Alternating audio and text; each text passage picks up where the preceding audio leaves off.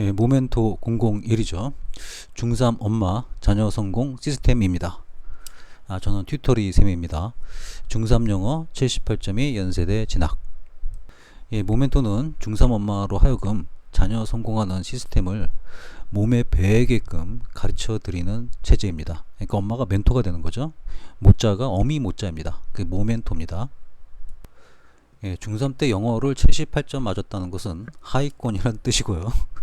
이 하위권이던 아이가 고2를 거쳐 고3을 거쳐 연세대학교를 들어갔다는 건, 물론 연세대 본교 광고 얘기합니다. 분교 말고요. 그 최상위권에 진입했다는 뜻입니다. 이런 내용을 보면은 뭐 이런 뜻이 들죠. 대단하다. 또는 한편으로 정말일까? 또는 한편으로 어떻게 교육을 시켰을까? 그런 생각이 좀 듭니다. 이때 자녀를 성공시키겠다 이런 마인드가 좀 있으시면요, 자녀를 일단 진단해 가지고 자녀 상태가 어떤지를 좀 알고 계시면 괜찮습니다. 진단하는 방법은 굉장히 단순합니다. 지금 중3 자녀를 떠올리시고요, 그리고 엄마가 중3 때 성적을 떠올립니다. 지금 중3 자녀의 성적이 현재 엄마보다 많이 나온다 그러면 엄마보다 뛰어난 자식이고요, 근데 자식이 성적이나 엄마의 중3 때 성적이나 뭐 거기서 거기다 그럼 똑같다고 봐주시면 되고요. 그 다음에 자식의 성적이 엄마가 학교 다닐 때 보다도 훨씬 떨어진다 그러면 엄마보다 공부 쪽으로는 그 기준이 미치라고 판단하시면 됩니다. 이렇게 세 가지로 판단한 다음에 이 세 가지에 맞춰서 갈 길을 정하시면 됩니다.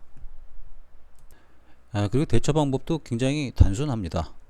어머님보다 현재 중3 자녀가 공부를 굉장히 잘한다 싶으시면요, 멘토를 찾아줘야 됩니다.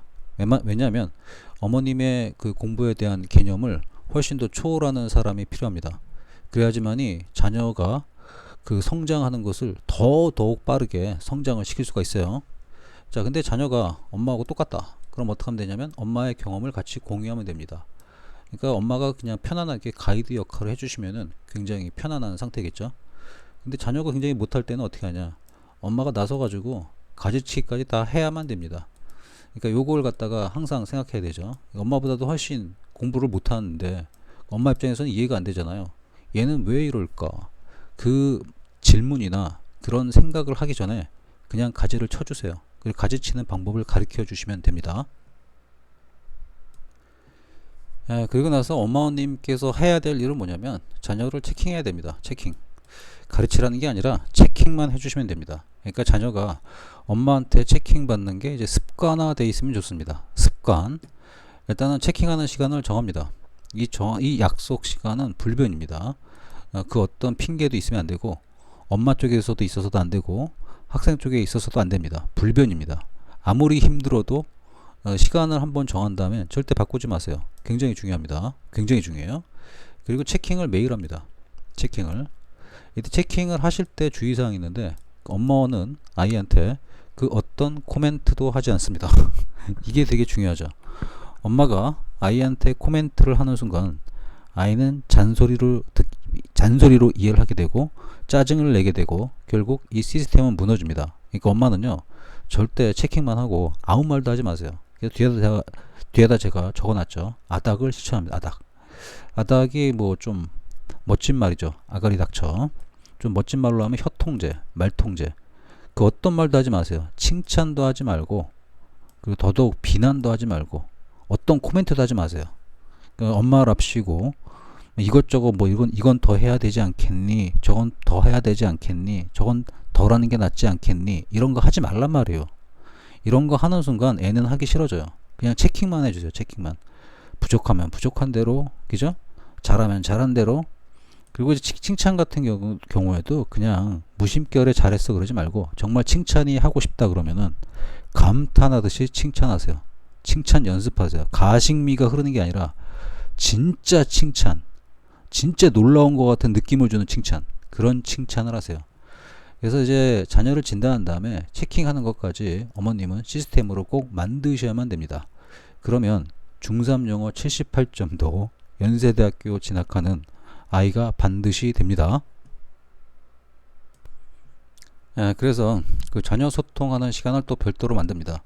자녀 소통하는 시간은 좀 진지한 얘기 하는 거거든요. 하고 싶었던 얘기.